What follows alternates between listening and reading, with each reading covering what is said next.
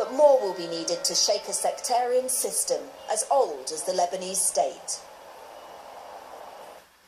Well, for more, we're joined here in the studio by a lawyer, Elie Hatem, who is of Lebanese origin. Is that correct? That's right. Thank you very much indeed for coming to talk to us. Now, France is currently debating a question of same-sex marriage. In Lebanon, it's just a question of heterosexual married couples, but you know, them being of different religious groups. How likely do you think it is that Lebanon, which is considered to be the most liberal, perhaps, of all the countries in the Middle East, is heading towards a change in the law here? Yeah, the thing is that they are now debating for a secular marriage in Lebanon because all the civil situation of the Lebanese is built up according to the church law. I mean, you know, it depends on the people, either if they are Catholics, Orthodox, Muslim Shiite, or Muslim Sunnite. So the question is that to change the whole system and to have a civil system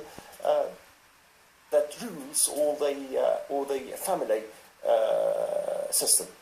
Okay, so at the moment, the only two choices we heard in that report is for a mixed couple, let's say a Sunni and a Christian, for argument's sake, who want to get married or who don't want to have a religious ceremony of any kind. They either have to travel to Turkey abroad, abroad. Or they have to, one of them has to convert. Is that not the case? Yes, that happens, and this is what we call it, legally speaking, the frauding to the law. What means frauding to the law? That means, for example, I need to divorce, and if I am Catholic, for example, there is no divorce, and then we need absolutely to get married to somebody else. So what they do is they change their right, their religion, you know, from Catholic, for example, to Muslims, then they have the right to have 2 or 3 women. So this is a way, you know, to fraud the domestic law and then to adopt, you know, the possibility of getting, between brackets, divorced. Or if not even, you know, a mixed marriage, for example, if I want to get married and then able to be not to be afraid, not, you know, being under the Catholic framework, legal framework. So we go to Cyprus or we go to Turkey or to Syria and to have a civil marriage that enables you to get divorced after. There's a sort of a loophole, if you like, a way of bypassing. That's right, yeah, the system. it's cheating the system. But there is this old law that dates back to 1936 from the time of the French Mandate, and if I'm not mistaken, it does permit civil marriages for people who've got no religious affiliation at all. Is that something people can use? Yeah, but it is very difficult because I will tell you now the system today in Lebanon is it is a religious system. I mean, you know, it's a communal system. Well, what means a communal system? That each community has its legal system, legal tribunal, and it is not. It's impossible today to say that I do not belong to one of the community, because if not, you cannot even vote. Even for the voters, they have to belong to one of the or the other community. Now, religious leaders getting very hot under the collar there in Lebanon.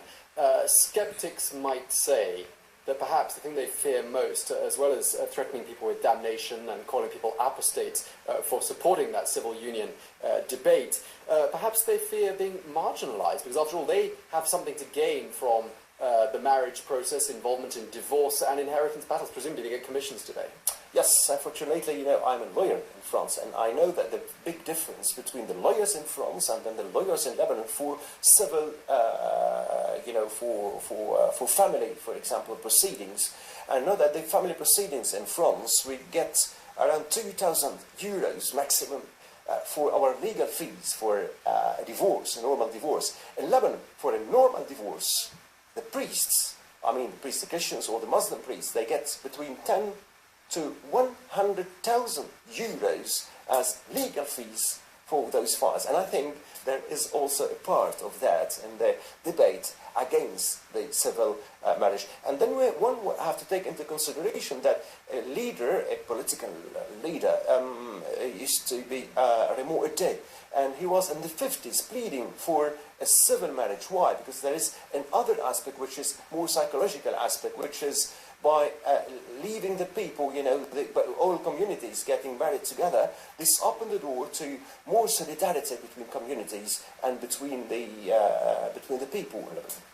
All right, so do you think, very briefly, do you think we're likely to see a change anytime soon in Lebanon in terms of this debate? Are we likely to see that civil union bill go forward? Yes, this is what I think so, and I think that the new generation, they are willing to, you know, to change the law, especially also the law concerning the their children, because as you know, the mothers, for example, from a Lebanese origin cannot give the citizenship to her children. All right, we're going to have to leave it there. Thank you very much indeed, Elie Hatem, a lawyer there and an expert on all things Lebanese. So that was tonight's Focus.